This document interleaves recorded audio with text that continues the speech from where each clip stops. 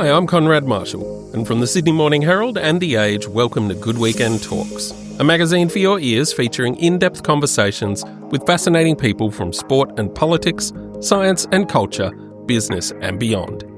Every week you can download new episodes in which top journalists from across our newsrooms talk to compelling people about the definitive stories of the day. In this episode, we speak to Jane Harper.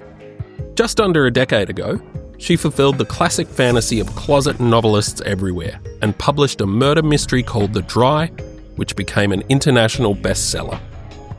9 years and 2 children later, she's written 5 more hit novels, which have been made into 2 movies starring Eric Bana and a Netflix miniseries to boot. She's also become one of the most admired and critically acclaimed crime writers anywhere in the world, loved by peers as diverse as Marion Keyes and David Balducci. She's even credited with establishing a whole new fictional genre, outback noir. Her 6th novel, Last One Out, was published last month, and she talks to us today about how to plan a novel, the secrets to creative achievement, and her former life as a journalist. And hosting this conversation about what it feels like to achieve a childhood dream is the writer of our October 4 cover story about Harper, Life of Crime. And that's Good Weekend senior writer, Amanda Hooton. Thanks, Conrad, and welcome, Jane. Thank you for having me. Your latest book, Last One Out, your 6th book, was published, I think, just a couple of days ago. Is that right? Yeah, so it's brand new, yeah. So it's exciting to see it out there. It is. It's fantastic. It must be fantastic. How are you feeling? What's happening? You know, what's the sort of process of releasing a book? You know, it's so interesting, I think, with this last one out being the 6th book, in that being on tour and seeing it released, it really brings back memories of certainly the first book, The Dry, coming out. It's very interesting to kind of retread some of the same steps, you know, sort of visiting retailers and having events. And it really, I think, makes me reflect on the last 10 years and the last 6 books and just how, I guess, like, you know, I've sort of changed as an author and how the books have kind of, have developed. And so, yeah, it's actually quite a moment of reflection, I think, when the new book comes out. Yeah. Does it feel, you know, good? Are you glad that you're still here 10 years later? Are you, obviously feel sort of like you're in the right world, you're doing the right thing. This was a good decision to move from being a journalist to doing an online writing course, you know, sitting at your kitchen table for an hour every morning and every evening, you know, banging out what became The Dry, and then having this massive, massive success. It all seems worth it, I'm sure. Yeah. Oh, look, it does. And I think to the point that sometimes I look back to the point when I was writing The Dry, and I remember there was a few times when I was so close to giving it up. Oh, I mean, gosh. I really felt like, you know, I was kind of struggling, and there was no obviously pressure or expectation at all on me to complete that book. And there were at least twice I remember thinking, you know, I could just stop. Nobody even knows I'm writing it. Nobody cares. I don't really need to put myself through this. And luckily, I think both those times I was over halfway through. Right. Kind of the first draft, which was further than I ever got in any piece of kind of fictional writing. I thought, well, look, I've done half of it. I may as well finish. I'll just plow on, plod on to the end. So thank God I did, because sometimes I think back to those moments and I get this kind of cold sweat. Oh, you know? Absolutely. It's like a sliding door moment. Yeah. None of this could have happened. I could have been living an entirely different life. I know. And I mean, thank God, I guess that version of myself would never have known what she missed out on. But I'm really happy I'm living in this version anyway.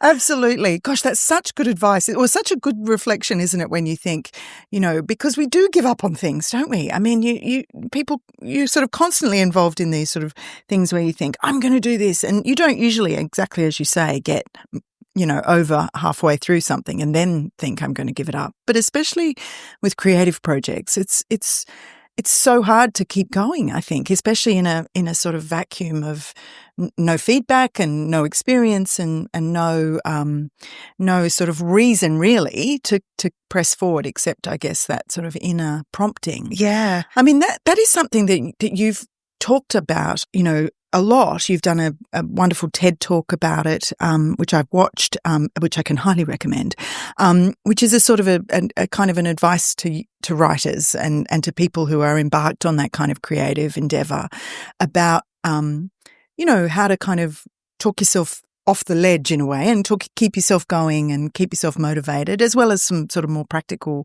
details. I mean, if you could look back at yourself at that kitchen table now and think about what would have been most useful for you to hear. I mean, you didn't give up, but what would have kept you going if you'd come closer to stopping, do you reckon, that you know now that you didn't sort of know then? Yeah, and do you know what? And actually, funny enough, I actually heard someone else sum this up in a way that had crystallized it in a way I'd never quite thought before. It was an author called Amy Lovett, who's an Australian author who writes more sort of literary fiction than I did. She's had two books out, and I heard her in a conversation, and she also teaches writing, and she was talking about advice she gives to her students, and she said that the thing she would love them to really understand is that. Look, I'm paraphrasing a little bit, but essentially when you're kind of an aspiring writer, nobody is going to kind of pluck you out of the crowd and say, do you know what, I really believe you can do it. Maybe here's an advance, here's a contract, here's sort of some belief in you. I can tell that you've got it in you to do this. You have to have that belief in yourself, and you have to do it before anyone else will come to the table. And I think genuinely that is what stopped me for years, because I think I didn't really have that belief in myself, and I wanted someone to kind of come along and say, you know what, I really think you could do it. I see something in you. Yeah, I see something in you. That's exactly it. And that doesn't happen. But I think that's what I was sort of subconsciously waiting for, like permission from someone, or the kind of thumbs up from someone who knew what they were talking about. Yeah.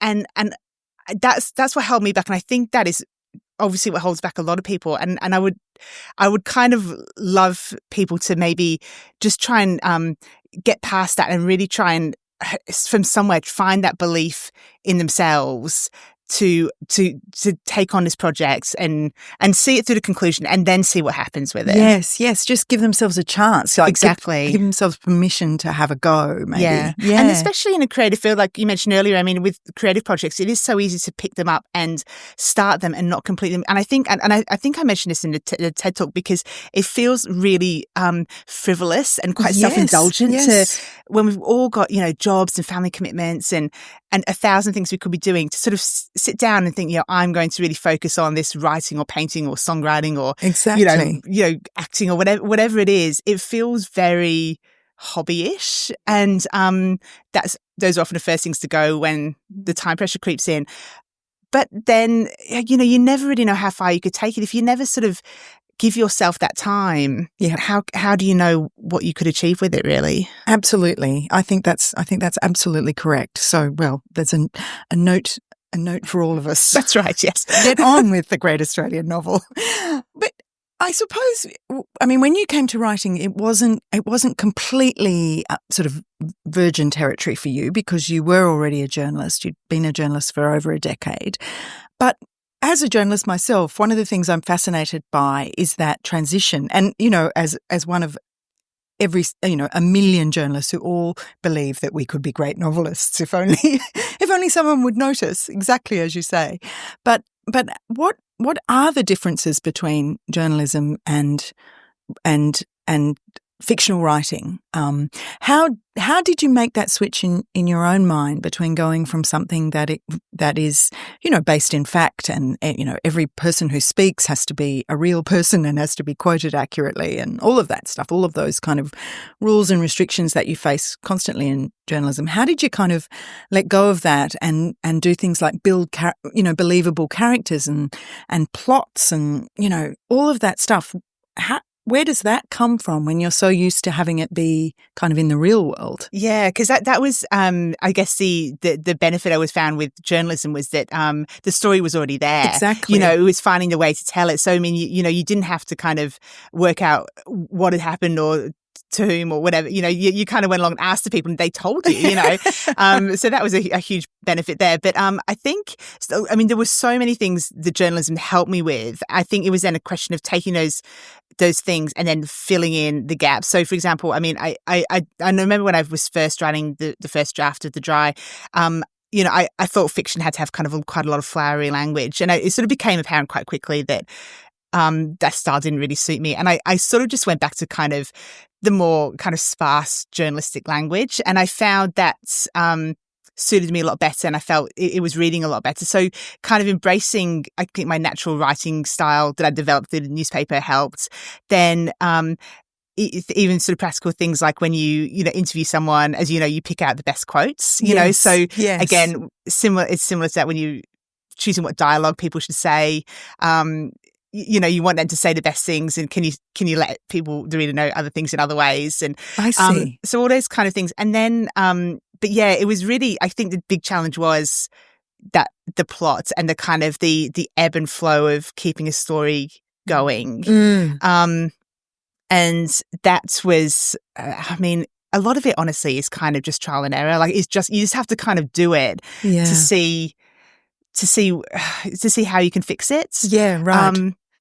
And feeling your way through, like trying to, I think, put yourself in the shoes of the reader, which also we did as you do journalist. You do as a journalist, that's right. And try and feel that kind of emotional flow of, what do they need now? Do they need a moment of levity? Do they need to have something to hook their attention? Yes. Just trying to, and a lot of it is this kind of a layered process, trying to constantly refine it. Yeah, I mean, we talked a lot when we met for the story in Good Weekend about your planning, which is extremely extensive and extends to sort of 35,000 words, and some people, I think you said, some people would call it a draft, but it's not a draft. It is actually notes and sort of schemes for yourself to keep track of what's going on and where and when and what conversations and things. But thinking about our talk today, the thing that struck me was that I still didn't really have a grasp of how you managed to build character, I suppose. These people, I think one of the things that's really remarkable about your novels is that the people feel really real. And that extends even to the killers, for want of a better word. Well, but they are killers. Yeah. But somehow your books are so non-melodramatic that saying killers seems unfair to them. I mean, what they seem to be often is just, sort of people just pushed to absolute extremes by circumstances or their own sort of troubles. But I wondered if you had some sense of or you could give us some sense of what it's like to build a character. For instance, the sort of narrator of a novel. So in your most recent book, for instance, last one out, for the first time you've got a female narrator, Ro Crawley, is it? Or do you say Crowley? Oh, I say Crowley, but Crowley, you're free to pronounce it however they like. Crowley. And so it's the first woman you've ever narrated, and I wondered how you kind of got yourself into her space, into her mind, to feel sort of comfortable to sort of carry a whole novel in her voice. What did you do? Yeah, I think to develop a character, it does take, it takes me a little bit of time. I mean, I sort of hear some authors and some kind of writing tips and things about, you should know your character really well before you start. You should know their coffee order and, what's on their bedside table and all kinds of things. And I think, look, it is good at some point to maybe have a sense of that. But I think also you get to know the characters by exposing them to situations. So, you sort of start with, for me, Ro was the obvious character for Last One Out, in that, like with all the main characters, they always have to be someone who I think is best placed to tell the story, in that they have a specific relationship with with whatever the crime or mystery is. They have a specific relationship with the place. They have a good kind of network of contacts and relationships within the various cast of characters, and they are really going to be the person who has the best insights to guide the reader through. And then in terms of kind of fleshing them out, often that kind of comes in a planning stage where you think, okay, well, how would they respond to this situation if they're meeting this person in the pub, or they're seeing that that building for the first time in 5 years or something? What kind of emotions, I guess, are go through their minds? Yeah, and how do you know that? You just sit there and think, what's my sense of Ro? Yeah, I think in this so. moment, yeah, what would she do? What kind of feels right? I mean, some of it is just is kind of, I guess, instinctive, for one of a better way to put it. Really, I think, but it is sort of also trying things on and seeing how they fit. Like, is she angry? Does that feel right? Maybe not. Does she feel? I see. Yes. Does she feel? Okay. Well, what is it? Is it more sort of a sense of grief, perhaps, or is it more is it more a sense of kind of nothingness? Did she expect to feel something and really feels nothing? So which one of those sort of feels right? And usually the answer kind of emerges. I see. So would you write several different versions of a response like that, and then see which one felt right to you in the beginning sort of phases of stuff? No, I wouldn't. No, I wouldn't write it until I'd worked out which. You would run it in your head. Yeah, kind of I thing. would. Yeah, and I'd sort of run it. Yes, I'd probably run it in my head, and then I'd kind of make a note of what felt like the best, and also you're probably not explicitly saying it. It's probably more reflected in how she is behaving. So once you decided how she feels about it, what does she do about it? Does she turn away in disgust? Does she throw a rock through a window? Yes, what's the sort of so it's first like what is she feeling, and then how is that going to be conveyed to the reader? And then that's probably the bit that would go down on paper. I see. See. Yeah. Okay.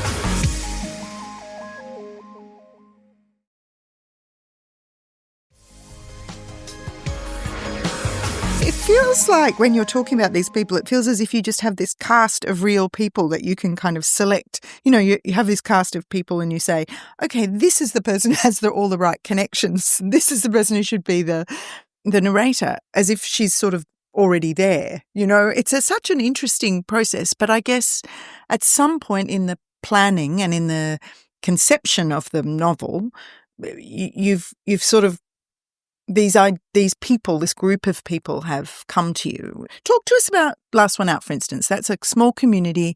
They have been sort of torn apart by the arrival of a mine on the land kind of close to the town, and lots of the people have sort of sold up out of the town. So there's this sort of remnant of the town is still there. Is that right? Yeah, exactly. So I mean, I wanted this book is so it's a mystery, and it's about Roe returning to this sort of skeletal community 5 years after the disappearance of her 21-year-old son, kind of to sort of partly keep his memory alive and partly try and make peace with what's happened. And she's not really putting on a detective hat and I think expecting to find answers. Yeah. But I think in some way, a question without answers kind of demands attention, and you sort of she's trying to find a bit of resolution, I think, for herself.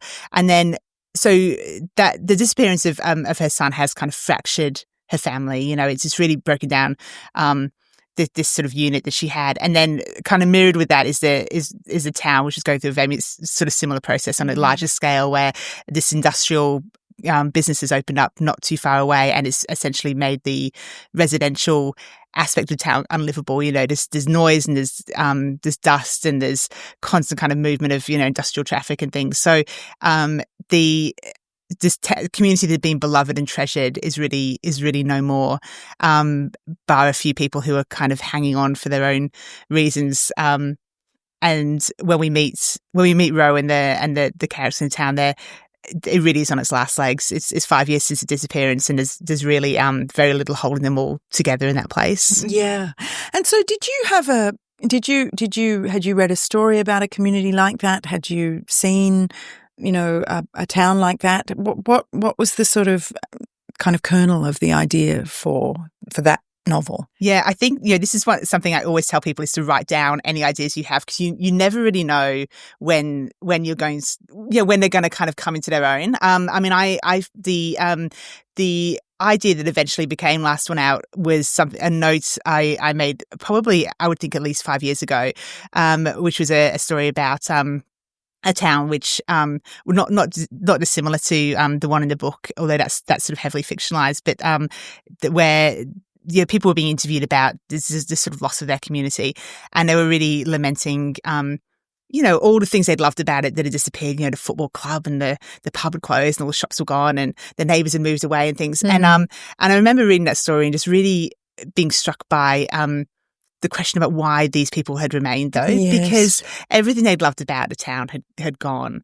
And but I wrote that. Well, I made a note of that story at the time because I think I found that aspect really interesting, but I wasn't quite sure really what to do with it then. Like the idea didn't quite form itself into an idea at that point. It was only kind of really later when I was sort of looking back on it, and this sort of the wider story that ended up becoming Last One Out started to kind of form. But if I hadn't made that note 5 years earlier, I mean, I probably would have forgotten about it completely. Remembered. So it's always worth writing these things down. Always make notes, as Nora Ephron said. Exactly. And I suppose then you gather all those people around and well, you have that. It's interesting because it's almost like the setting comes first, or the sort of scenario, and then you populate it with people and things. I remember when we spoke, you said you sometimes some of these ideas you might sort of try for a while as potential novels, and then you realise they don't sort of hold water, or they're not going to kind of make it. Is that just a question that they're not complex enough, or there's not enough sort of variation, or there's not you can't get enough people involved? What is it that sort of helps you make that call? Yeah, I mean, I would do a lot of thinking before I would commit to kind of doing serious kind of planning work on a novel. I think it does take quite a lot of time and creative energy to kind of draft like a whole plan. So I would really be running a lot of scenarios in my head before I settled on what I felt was the right sort of story. And look, there's quite a lot of, quite often I sort of hear or think about or come up with an idea that I feel like in itself is quite interesting, but then when I think about how to expand it, it maybe doesn't quite have enough avenues to make a whole novel. And it's like, how do I quantify that? I guess it's things like you want a scenario where there's enough there would be an opportunity to have enough characters to create a sort of a question about what exactly has gone on. They would need an excuse to interact with each other quite a lot. I think there needs to be something that's kind of holding them in one place, so you don't suddenly have characters kind of hopping in a car and heading off to the city for a new life. They need to sort of have a reason to sort of be there for at least the duration of the novel. And so when you're sort of going through the checklist a little bit, gradually some ideas do tend to fall away. That's fascinating. Yeah, that makes total sense. Yes, yeah. I can see that. And it also raises another question that I have, which is that you are someone who it was clear when we spoke, and also from reading your novels, you really care about the sort of believability of both your plots and your characters. You were saying how you spend a lot of time thinking about whether people's actions are kind of justifiable, or whether that would they really do that. I mean, the lovely story of would it's Gemma, isn't it, from Exiles? Oh, yes. Would Gemma have really had a drink with Aaron Falk in the bar after 5 minutes of conversation? And what did your husband? What did Pete say when about I showed it? him that scene, I said, "Is that? Do you think it's believable? Have they had enough sort of small talk? Do you think he would ask her to stay, and she would agree to stay and have a drink?" And he said, "Well, the good news is everybody reading this is going to be pitching Eric Banner, so yes, it's believable. She would stay and have a drink." For a drink. That's right. Yeah, I thought that was so good.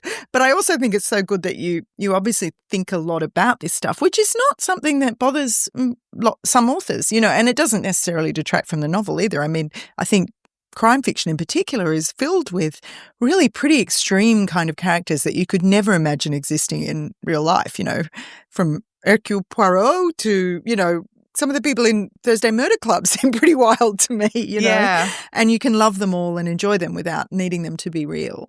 But that sort of believability is really important for you. And I wondered why. Is it the journalism? Is it just that that's the kind of story you like to read? What? Yeah, I think so. I mean, I was thinking, about, in terms of, say, Lee Child and Jack Reacher. I mean, could Jack Reacher really exist? But you want him to. And I mean, I wonder is it because, he feels real within the context of the books. He's very consistent. He's consistent within himself, and so the things he does maybe they feel believable because they're believable for him and within that world that has been created. I mean, and same maybe the Thursday Murder Club as well. Yes, it's true. It sort of feels it doesn't feel jarring maybe. No. But you're right. I mean, I do like to have that. I do like to have the sense of realism. I think. I don't know why particularly beyond. I think that. it's very rare, in real life to have a definite kind of black and white situation. I mean, very few people are truly bad people, and even those people, I think probably if you delve deep enough into their background and things, there's probably explanations around upbringing or mental health or all kinds of reasons, and I think, the good people as well. I mean, often people are good because of circumstantial, things that mean that it's easy for them to be good. They really don't have moral dilemmas or financial difficulties that ever put them in a situation where they have to decide really what to do. So I guess that's maybe what I'm bringing out with the characters, that kind of middle ground that I think we all occupy. Yeah. And sometimes people are tested more than others, and sometimes people make choices. But really, none of us maybe know exactly how we would react until we're in that situation. I think that's true. And I think that's one of the keys to why your novels are so engaging, is that the people in them, by and large, and I'm interested to know whether this is true for your American audiences and your English audiences, but I suppose it probably is, that certainly for Australians, I think there's a real sense of recognition in a lot of the characters. They feel quite familiar. And so that is what that's part of what creates this sort of sense of tension and sort of not horror in a sort of in a explicit way, but this horrifying psychological position where you feel somebody has done something really terrible in what feels like a very sort of recognizable scenario.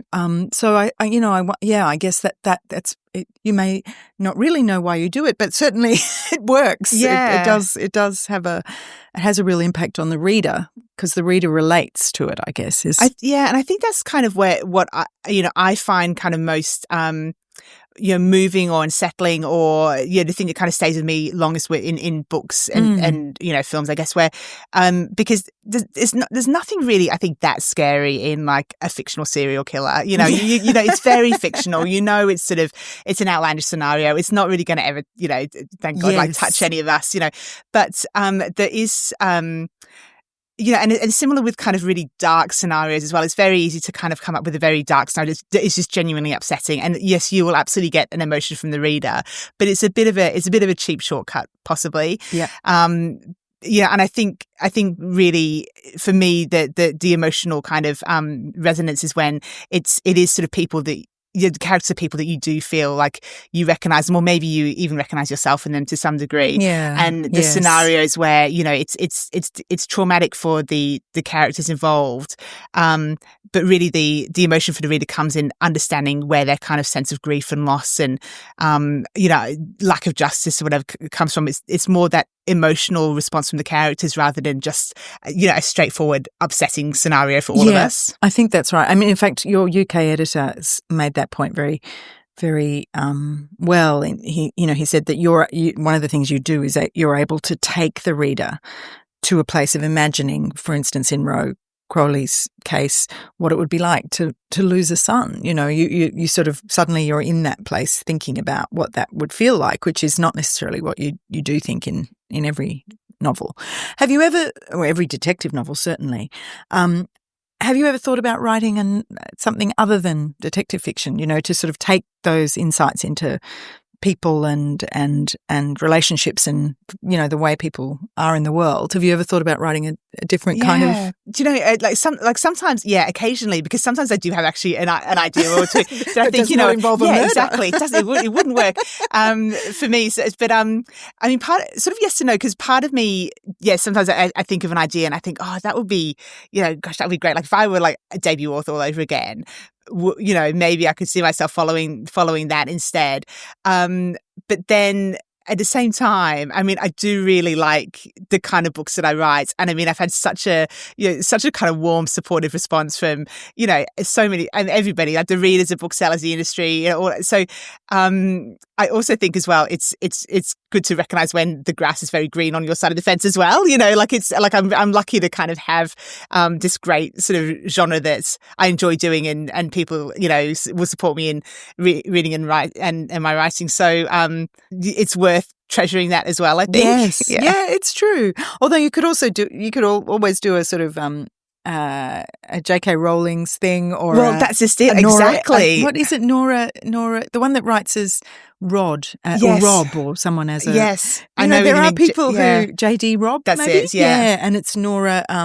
Oh gosh, I can't believe I've forgotten her name, but she writes romances as well. Yeah. We all know who you mean. Yeah, That's we all do. So you could do it in a sort of different scenario, but maybe not. I know. That's it. I think I know. I mean, that would be it. Could I sort of sneak it out? But then, I mean, it's sort of. I don't know. I'd be so paranoid about. What if they found out? How's it done? Yeah, that's right. So what if my loyal readership found out that I was, moonlighting as a romance writer or something? Yeah, maybe not.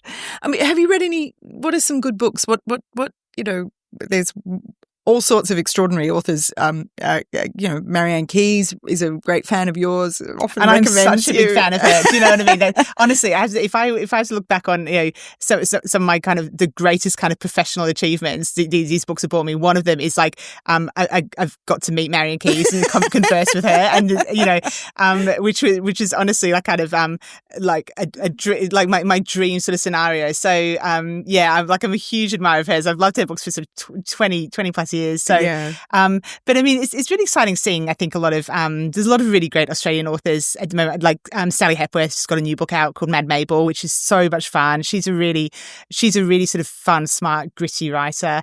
I really liked Kate Mildenhall's new book as well. It's called The Hiding Place, which is Kate jumps genres a lot, which is very impressive. And her latest one is sort of a crime-ish feel, with a group of people on a kind of a working bee in the bushland that just goes horribly wrong in many ways. It's absolutely page-turning. So, and Benjamin Stevenson as well, who's done this kind of modern twist on kind of a classic crime sort of stories, which are, again, really fresh and original. So there's a lot of really great kind of talent out there, which is always exciting to see. Fantastic. So speaking of great books, have you got any? I mean, it's so early, and I don't know how your system sort of normally runs. You've written 6 books in 9 years, so you're on a pretty, you've set a kind of a pretty swift goal for yourself in terms of producing these really excellent books with surprising frequency. What do you have any ideas about the next one? Do you need a break? Do you have a big break after each one and then write quite quickly? How does it work?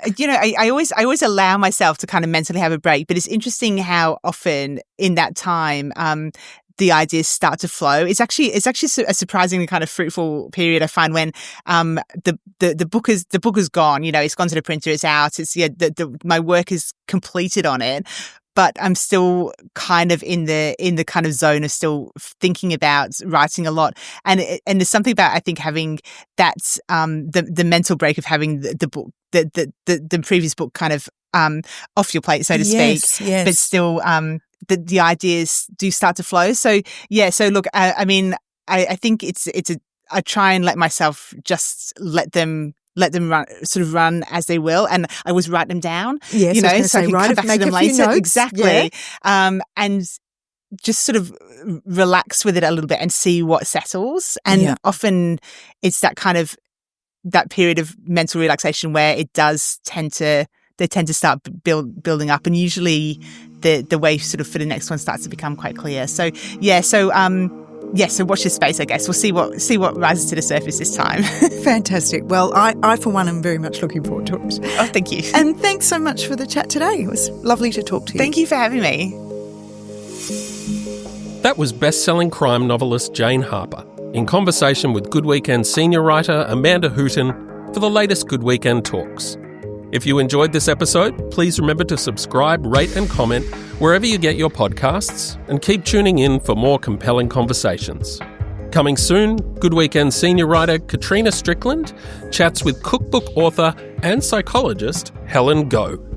Good Weekend Talks is brought to you by the Sydney Morning Herald and The Age, proud newsrooms powered by subscriptions. To support independent journalism, search Subscribe Sydney Morning Herald or The Age. This episode of Good Weekend Talks is produced by Conrad Marshall and edited by Tim Mumry, with technical assistance from Josh Towers. Our executive producer is Tammy Mills, Tom McKendrick is head of audio, and Melissa Stevens is the editor of Good Weekend.